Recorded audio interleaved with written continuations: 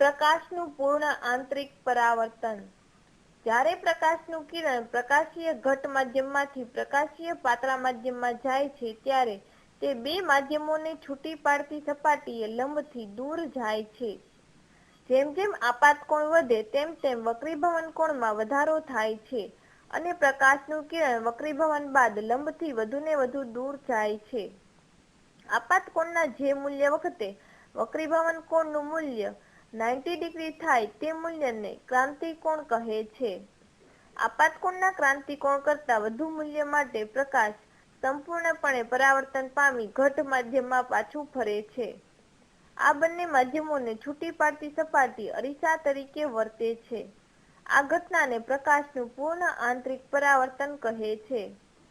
હીરાનો ચળકાટ એ પૂર્ણ આંતરિક પરાવર્તનની ઘટનાને આભારી છે. સંદેશા વ્યવહારમાં વપરાતા ઓપ્ટિકલ ફાઇબર પણ આ સિદ્ધાંત પર કાર્ય કરે છે. મચેરિકા મૃગજળની રચના. મૃગજળ એ સામાન્ય રીતે રણમાં દેખાતી પ્રકાશીય ભ્રમણા છે. તે ઉનાળામાં ડામરના રોડ પર પણ દેખાય છે. ઉનાળામાં પૃથ્વીની સપાટી નજીકથી હવા ઉપર રહેલા હવા કરતાં વધુ ગરમ હોય છે.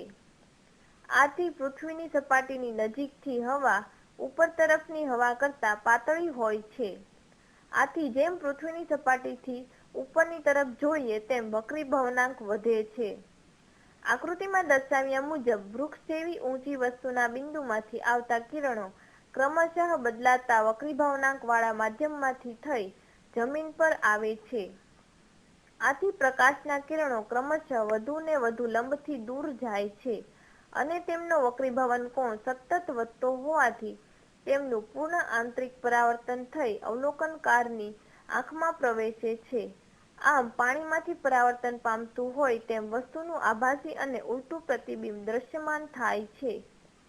લુમિંગ ક્ષિતિજથી ઉપર તરફ વાતાવરણમાં દેખાતું મૃગજળ એવી જાતનું મૃગજળ છે જેમાં દૂરની વસ્તુનું આભાસી અને ચત્તુ પ્રતિબિંબ વાતાવરણમાં અધવચ્ચે લટકતું હોય તેવી રીતે દ્રશ્યમાન થાય છે.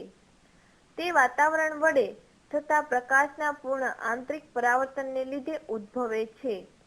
જ્યાં ઠંડી હવા ઉપર વાતાવરણની હૂંફાળી હવા રહેલી હોય તેવા વિસ્તારમાં લુમિંગ જોવા મળે છે.